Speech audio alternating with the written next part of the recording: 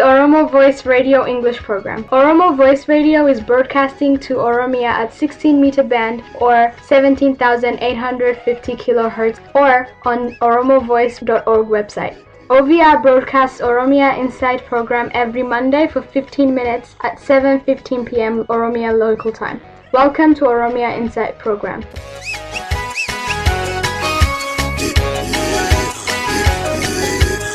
Welcome to Oromia Insight. My name is Ali Gigaleto. Today we look at what Oromo Youth in Melbourne, Australia doing to support Oromo protests in Oromia. Oromo Youth in Melbourne produced about 3 videos so far. They have organized a rally yesterday from State Library to Federation Square. They have distributed flyers to help the wider Australian community to understand what Oromo protest is, what Oromo is, why people are actually protesting. I will read from the flyers. Oromo protests. Injustice anywhere is a threat to justice everywhere. Martin Luther King Jr. Who are Oromos? The Oromo are the largest ethnic group in Ethiopia, whose population constitutes over 40% of the 100 million people who live in Ethiopia. The Oromo people are harmonious people with rich culture and heritage. They have been oppressed by consecutive Ethiopian regime for over the last century. Why Oromo protest? The Oromo are protesting against Addis Ababa Integrated Development Master Plan. This is a land-grabbing plan to expand capital city Addis Ababa, which will result in displacing 2 million Oromo farmers.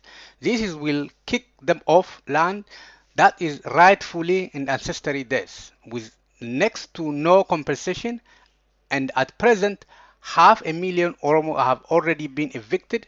The Ethiopian government promised to deploy full military force against all protesters by labeling all protesters as terrorists.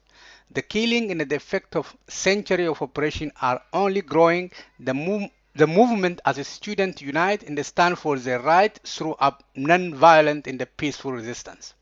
What is all this about? We are protesting because Oromo in Ethiopia are being killed, injured, kidnapped, imprisoned, raped, tortured for peacefully protesting.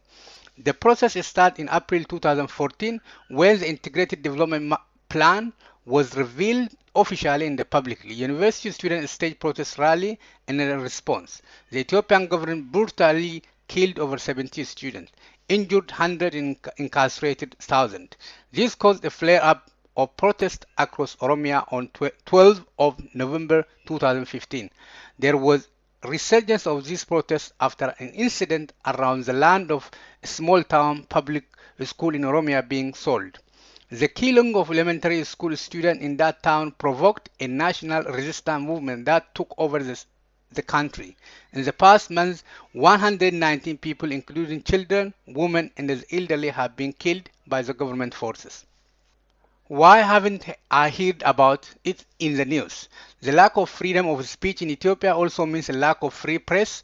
Journalists in Ethiopia have notoriously been imprisoned for speaking out against the government. However, it has been covered by Human Rights Watch, Amnesty International, NPR, the Kojo NMD show, BBC, New York Times, and more. But we are calling on the Australian government, media outlet, and the general public to stand in solidarity with Oromo protests and the Australian Oromo community.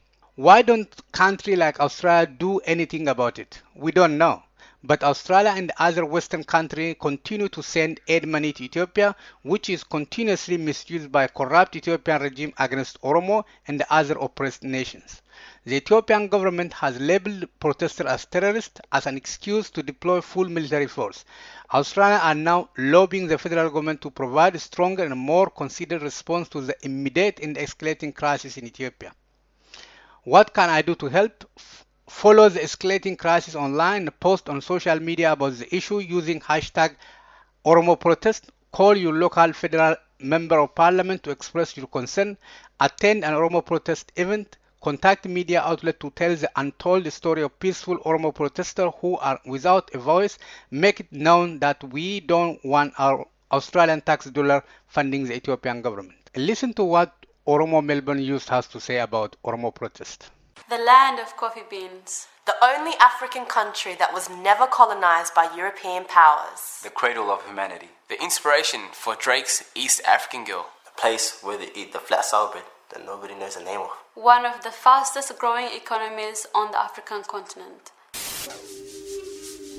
This narrative of the all-supreme, Never failing. Ethiopia rising only really tells one story. And that story does not represent a majority of Ethiopia's population. in fact, the majority of Ethiopia's population, the Oromo, are not represented in many parts of Ethiopia's history. Are not represented now. And as things stand, won't be represented in the future. Weeks ago, protests broke out across Ethiopia's Oromia region. Oromia was a land colonized by Abyssinian settlers over 100 years ago with the help of European powers, merging many indigenous lands together and calling it Ethiopia. So, why are students protesting? Because the Ethiopian government has reintroduced a plan to expand the capital city, known to the world as Addis Ababa. But known to the indigenous owners of the land, The Oromo as Finfinne. Over the last 10 years, Oromos have lost 2 million hectares of land. And this plan to expand the capital city will lead to the displacement of over 2 million more Oromo farmers. The historical expansion of Addis Ababa has already seen several Oromo clans disappear. And this is only going to continue if nothing's done. And as a result of this very real threat of economic and cultural genocide, University students High school students and primary school students have made up a majority of those leading protests across the country, Oromo athletes, farmers, and the residents of the towns are threat. have joined this call for justice. but nobody's listening. especially the Ethiopian government. peaceful protesters are being killed, beaten, and arrested. Routinely, Systematically. And this is an all too familiar story. In May last year, similar demonstrations erupted, again led by peaceful student protesters, Dozens were killed, many more were injured. and hundreds were arrested, Some are still behind bars. without being charged or given the right to a fair trial. and it's happening again. But this time, The call is louder. Clearer. And more powerful than ever. students are chanting messages declaring that if their ancestral land is taken away from them, then they really have nothing left to lose. So what do we know for sure? We know if there's anything that's going to make these Ethiopian leaders reconsider its violent dissent against these students, It's collective, global dissent. We are well aware that making this video is not going to stop the Ethiopian government from moving forward with these land grabs. But maybe, just maybe, if they know the world is watching. They'll think twice before gunning down high school students for exercising their basic human rights. So get on Twitter using the hashtag #OROMOPROTESTS. And help us put pressure on the BBC Reuters, Associated Press, Al Jazeera and CNN to help amplify the voices of East Africa's largest ethnic population. as they call for justice. I stand with Oromo protests. I stand With the Oromo protests. I stand with the Oromo protests. I stand with the Oromo protests. Do you?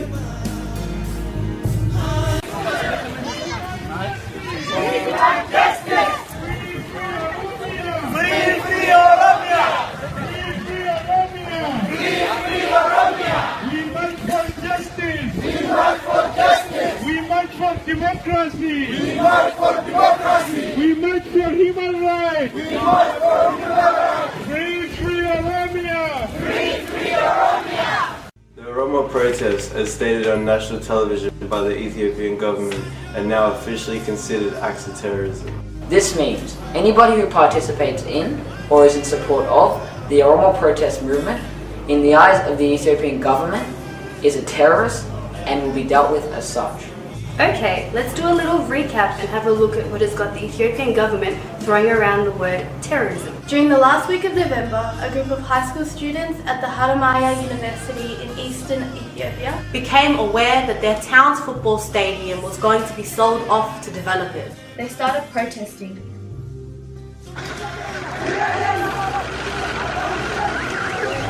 And in no time, 176 towns have already joined the movement.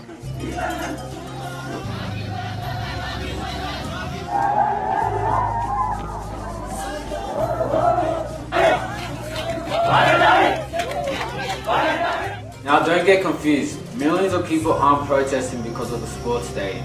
No, they are protesting because just like that football stadium, the land of over 2 million Oromo farmers is at threat because of what is known as the Addis Ababa Master Plan. This is the government's plan to expand the capital city by kicking people off land that is rightfully theirs, that is ancestrally theirs, that they have every single right to defend. The protests, since the day that they began until now, they have been peaceful. They are being led by a generation of students of all ages who are refusing to be silenced. We have seen footage of millions taking to the streets, together in unity and calling for justice. So where in this can anybody possibly find a reason to call the Oromo protests terrorism? With a full-blown anti-terror response authorized by the government, Oromia is currently a war zone. We are talking tanks, helicopters, and mass arrests. The most conservative number of deaths at the hands of the regime is said to be 50. At worst, over 100. And from the looks of things, the government is not planning to stop. So in the face of all of this, we're seeing some of the most effective acts of non-violent civil disobedience emerge. Hospitals are overflooding. But more people are rising. Their sisters are chanting songs of freedom. The message is very clear. Leave the land alone. It is ours. You cannot have this. We are watching a true revolution unfold in Ethiopia, and now with the added element of this, the internet, we are seeing the likes of what was the Arab Spring emerge in Oromia. The call for solidarity is spreading and people are responding, but we cannot stop now. Stand with us. Fight with us. Join the movement. I stand. I stand. I stand For the Oromo protests. With Oromo protests. with the Oromo protests. I stand with Oromo protests. I stand with the Oromo protests. I stand with the Oromo protests. Do you? We're here to pay respects to those who are dying, who are putting their lives on the line for what it is we're celebrating today, right? Our culture, what we wear, what we sing, who it is that we are. So Alula, please take it away.